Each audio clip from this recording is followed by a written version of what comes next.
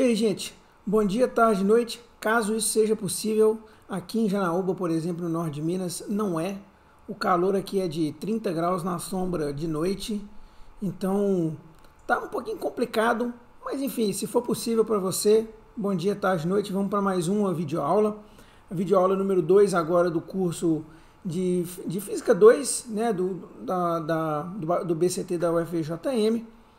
E aí, hoje, né, depois daquele primeiro vídeo sobre a lei da gravitação universal, hoje a gente vai pegar esse segundo tópico aqui, que é falar um pouquinho da gravitação na superfície da Terra e mais um pequeno adendo aqui sobre cascas esféricas, né? Se nós tivéssemos, por exemplo, um planeta oco, né? Como que seria, então, a atração gravitacional nesse planeta oco?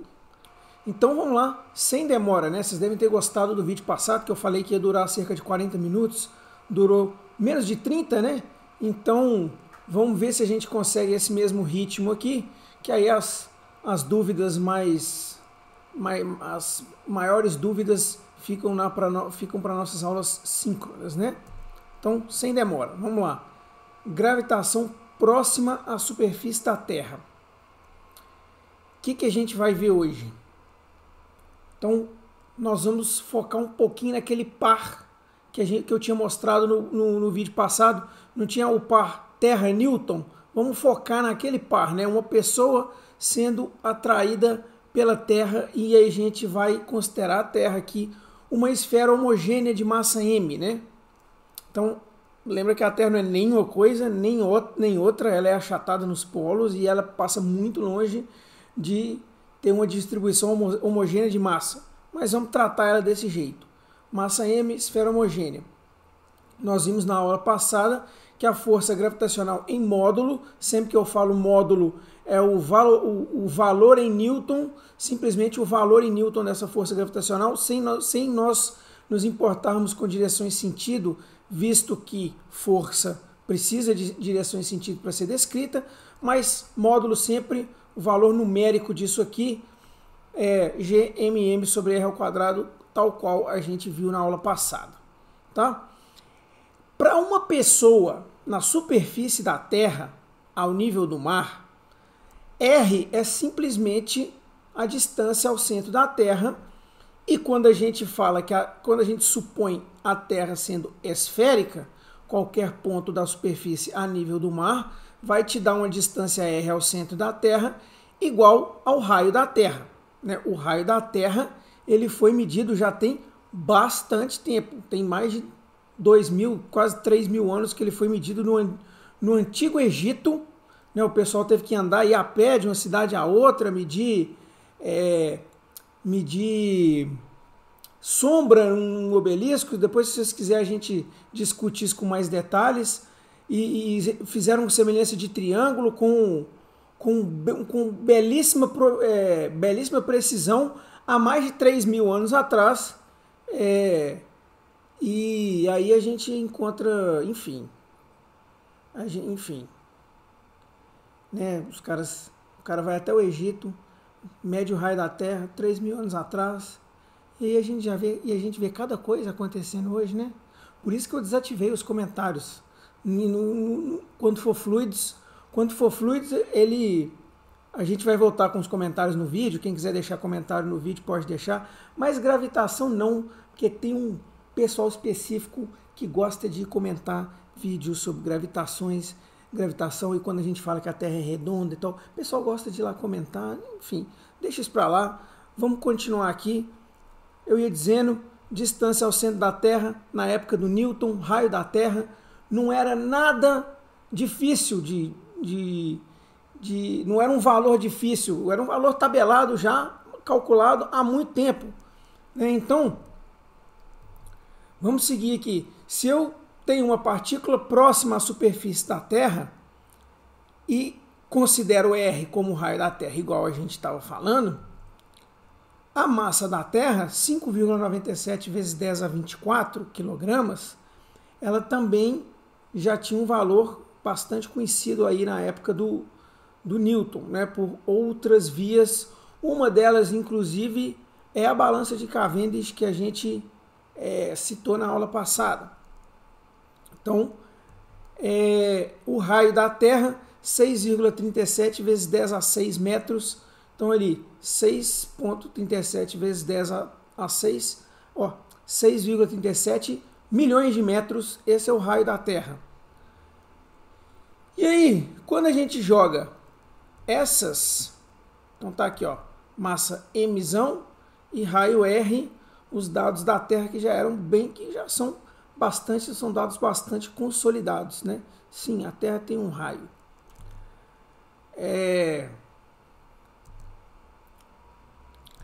Na sequência aqui, vamos fazer o seguinte. Vamos utilizar a segunda lei de Newton para calcular a aceleração da partícula. Então, você tem uma partícula na superfície da Terra, vamos tentar entender se ela está submetida a uma força. Você viu na física 1, então ela está submetida a uma aceleração. Né? Que força? A força gravitacional. Então ela vai estar submetida a uma aceleração. Vamos calcular essa aceleração. Qual é a aceleração que um objeto tem quando ele está no campo gravitacional da Terra? Ah, mas eu estou parado. Pois é, mas o que está te sustentando é a normal que você viu lá na física 1. Você tem sim uma aceleração apontando para o centro da Terra, porque tem uma força gravitacional atuando, você tem força, tem aceleração. Então aqui, F igual a ma, onde a gente vai colocar esse índice G, vai falar que ela é uma aceleração gravitacional. Então, se a gente igualar as duas, né, eu sei que essa força que está atuando para acelerar a pessoa que está na superfície da Terra em direção ao centro da Terra, eu sei que ela é gravitacional, então eu simplesmente substituí aquele valor que a gente encontrou na aula passada pela força que está de fato, que eu sei que está acelerando esse objeto no campo gravitacional da Terra. Você vai então cancelando as duas massas, chegar que a aceleração gravitacional vale G, massa da Terra, R². Então eu tenho aqui três constantes bastante conhecidas. Olha só, o 6,67 10 a menos 11 da Newton metro quadrado sobre quilograma ao quadrado da constante gravitacional, e os dois dados aqui em relação à Terra que a gente tinha acabado de mostrar ali no slide passado. Ó. Olha o resultado, 0,981 10 elevado a 1 Newton por quilo. O Newton você sabe que é quilograma vezes metro por segundo ao quadrado, então os 2 quilogramas vão se cancelar, vai sobrar só metro por segundo ao quadrado, e o seu valor é 9,8 metros por segundo ao quadrado. Então, o que está no campo gravitacional da Terra a nível do mar é acelerado para baixo com 9,8 metros por segundo ao quadrado. E a gente vai chamar esse valor característico de aceleração de G. Ah, mas eu já tinha visto isso lá na física 1. Em termos, te contaram que esse valor era 9,8 metros por segundo ao quadrado. Lembra que nós estamos focando nos trabalhos do Newton. Ele não tinha a menor ideia quanto que valia. Aliás, você podia até fazer algumas experiências em laboratório e arrancar esse valor aí. Ok, né? O Galileu trabalhou nesse sentido antes do Newton. Mas a confirmação teórica desse valor vem com a teoria do Newton. Você tem aí 9,8 metros por segundo ao quadrado de aceleração te puxando para o centro da Terra. Tudo bem? Então, a chamada aceleração da gravidade, né? Seguindo aqui, esse valor encontrado, ele é válido para pontos próximos ao nível do mar. Por que isso? Se você começar a subir, aumentar a sua altitude em relação ao nível do mar, você vai estar aumentando a distância, né, do objeto ao centro da Terra. Portanto, você vai estar diminuindo a força gravitacional e diminuindo a aceleração gravitacional. Então tem uma tabelinha aqui, essa tabela se encontra lá no Halliday mesmo, e tem alguns valores de altitude para você ver quão demorado é para cair esse valor da aceleração gravitacional, esse valor de G, caso eu suba muito aqui dentro da atmosfera da Terra, né? Se eu for para uma montanha, se eu andar num avião e for para, sei lá, 10 mil metros de altitude, qual vai ser a aceleração gravitacional em cima de mim? Ela vai diminuir. Mas quanto? Então tá aqui, ó. Quando você está no nível do mar, esse aqui é um valor de aceleração médio, tá? Por isso que não está 981, está 983. Lembra que a Terra não tem o mesmo raio. A Terra ela é dita que ela é uma geóide, né? Ela é achatada nos polos, então tem alguns pontos que mesmo que você esteja ao nível do mar, você vai ter 978, 981. Então aqui tirou uma média da aceleração gravitacional, né? Uma média desse valor de G na superfície da Terra, 9,83. Aqui, vamos então, né? Lembra sempre, né? Como que eu sei que se eu subir muito, esse valor vai começar a diminuir? O R aqui, ó. Se eu aumento o valor de R, força gravitacional tem que diminuir. Então aqui, superfície média da Terra. Esse segundo valor que a gente tem aqui, 8,8 quilômetros de altitude, é o Monte Everest, né? Os pontos mais altos do Monte Everest. E aqui você vê que não caiu tanto, né? Por isso, que quando você está fazendo seus probleminhas lá de mecânica, você trata G como uma constante, beleza? Ela não varia tanto na superfície da Terra, por mais que você... meu laboratório está no 12º andar de um prédio, não tem importância. Se no Monte Everest não faz tanta diferença assim, pode usar seu 9,8 tranquilo lá no 12º andar de um laboratório. Aqui, ó, um balão tripulado, e isso aqui é o recorde de altura para um balão, tá? 36,6 quilômetros de altitude. 9,71, aí sim já começou a cair um pouquinho, e mesmo assim foi 0,1, mas você precisou de subir 36 km na atmosfera da Terra. Olha que interessante isso aqui. 400 km de altitude é a órbita de um ônibus espacial, é também mais ou menos a altitude da Estação Espacial Internacional. 8,7 metros por segundo ao quadrado. Só que aí você vê aquelas imagens, né, que os astronautas divulgam, tá? Eles flutuando lá como se a gravidade fosse zero. Ela não é zero, é 8,7. Por que os caras flutuam? Você tem que lembrar que a estação espacial ou o ônibus está em o quê? Órbita. Órbita. Se ele tem uma órbita, então, além da força gravitacional, vão ter outras forças, né? Aliás, não é que vão ter outras forças, porém vai ser uma coisinha mais complicada, que às vezes você viu lá na Física 1. Esse cara passa, um sujeito, um astronauta em órbita, né, em um ônibus espacial, ele não é mais um referencial inercial, né? Então isso faz com que, no final das contas, a experiência dele, pelo fato de que o ônibus espacial está em órbita, é gravidade zero. Tá? Se por acaso ele tivesse paradinho lá, que não seria fácil também, né? Porque você consegue manter uma órbita justamente girando em torno da Terra. Mas enfim, se desse para ficar paradinho a 400 km de distância da Terra, a aceleração da gravidade seria 8,7 metros por segundo ao quadrado, tá? Esse negócio do ônibus espacial aí, dessa órbita e tal, de repente se pintar muita dúvida, a gente discute com mais detalhes nas nossas aulas síncronas, mas trocando em miúdos, o astronauta deixa de representar um referencial inercial, ele passa a ser um referencial não inercial, e aí passam a atuar nele as chamadas forças fictícias, que vão combinar para cancelar entre aspas, né? Mas enfim, para a experiência dele ser de gravidade zero. Porém aqui, ó, 8,7 lá em cima na estação espacial. Agora, para chegar próximo de zero, olha só, 35.700 quilômetros. Existe coisa em órbita da Terra a essa altitude?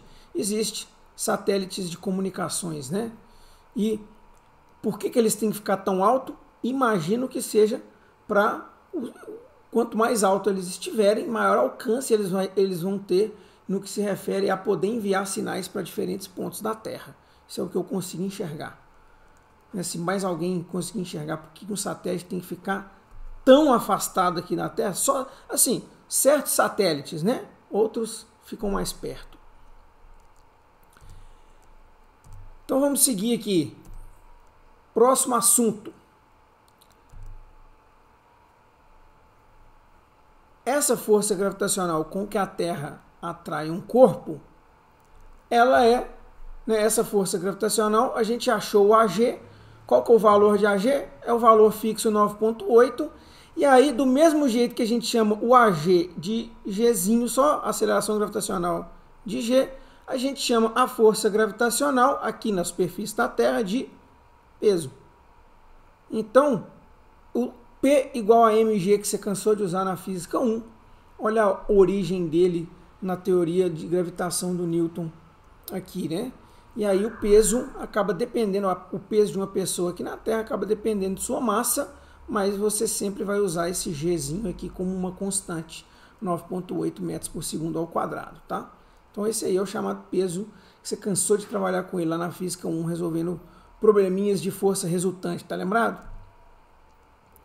Então aqui temos seu Newton, de novo com a maçãzinha, peso apontando sempre para o centro da Terra, a força gravitacional apontando sempre para o centro da Terra, como se você não soubesse, né? Repito, você cansou de trabalhar com isso lá na física 1.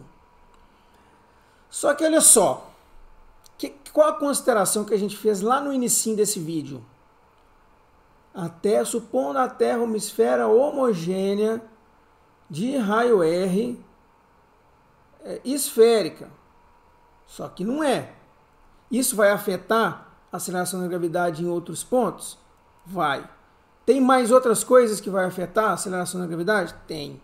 Então, quais são essas coisas? O que afeta o valor de G? Né? Pô, você tem certeza que você pode usar 9,8 como uma constante? Você está falando aí o tempo inteiro, 9,8 pode usar como constante, está liberado, está liberado. Só que, pô, tem muitas coisas, muitas aproximações que a gente fez aí. Não, olha só, a massa da Terra não é uniformemente distribuída. Você tem lá, né, principalmente o pessoal que vai trabalhar aí com a engenharia de Minas e aprender vários conceitos em geologia, vai ver as diferentes camadas da Terra. Cada uma daquelas camadas tem densidades bem diferentes. E mesmo dentro de uma camada só, é capaz de você achar ali regiões de densidades diferentes também. Então passa longe de ser da Terra ter uma massa uniformemente distribuída. Passa longe. O que mais? Ela não é uma esfera. Já é a terceira vez que eu estou falando aqui só nesse vídeo. Ela é achatada nos polos. E também ela está girando. Tá bom? E aí, apesar de que eu não coloquei o caderninho aqui, esse ponto aqui que a Terra está girando, ele tem lá no Halliday um pequeno cálculo que supõe, né, a aceleração tangencial de uma pessoa sendo usada, né? Então, se a pessoa está na superfície da Terra e a Terra gira, então ela tem uma aceleração tangencial, né? Ela tem uma velocidade tangencial. Então, se eu levar em consideração essa velocidade tangencial no cálculo da gravidade e tal, como que fica? Então, tem esse cálculo feito lá no livro do Halliday, aqui, ó. E, levando tudo isso aqui em consideração, olha a diferença que dá. 0,034 metros por segundo para baixo. Entendeu? Então, pô, com todas aquelas aproximações, a gente bateu ali em coisa de mais de 90% né, mais de 95%, né, o que tem laboratório tem que estar sempre acima de 95%, né, senão não é tão razoável assim seu resultado, né. Então você tem ali alguma coisa entre 95% e 97% ali. Vai aparecer meu bonequinho falando aqui agora exatamente quantos por cento que foi o erro aproximado por usar a Terra como homogênea e esférica. Então, depois de todo esse trabalho que você teve, calculando aqui, levando a velocidade tangencial em consideração, considerando isso, considerando aquilo, e você acha esse valorzinho, essa diferencinha aqui, quer dizer que a aproximação é uma boa aproximação. Quando na física a gente tem uma boa aproximação, a gente se apega a ela e usa ela, sem problemas. Então fica tranquilo com o seu 9,8 metros por segundo ao quadrado, como aceleração da gravidade ou aceleração gravitacional. Então agora nós vamos falar um pouquinho sobre cascas esféricas. Você vai imaginar então um planeta que está oco.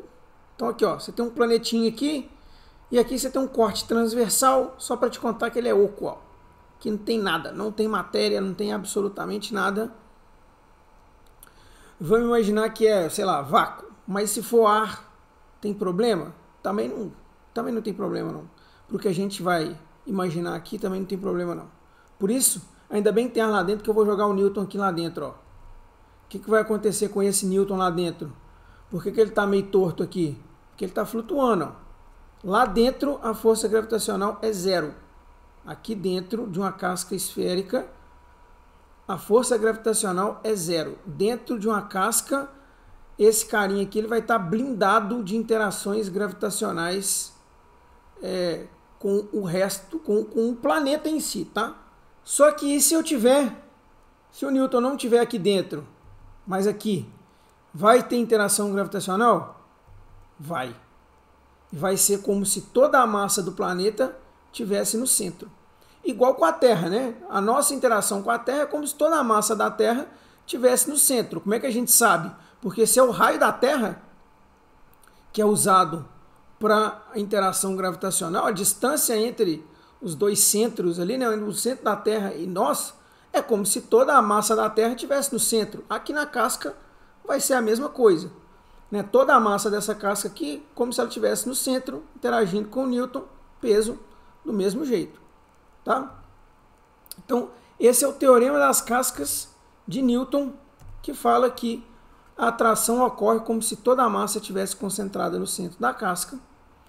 E, além disso, uma casca homogênea de matéria, ela não vai exercer força gravitacional sobre um corpo localizado no interior.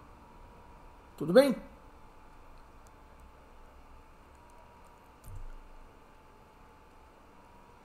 Então, gente, mais um videozinho, passou rápido também deve ter ficado menos do que 40 minutos. Esperamos que a gente continue nesse bom ritmo e que, se tiverem, que de fato as principais dúvidas vocês tragam para as nossas aulas síncronas, beleza? Mas por hoje é só. Próxima videoaula nós vamos falar de energia potencial. Então, até mais, gente.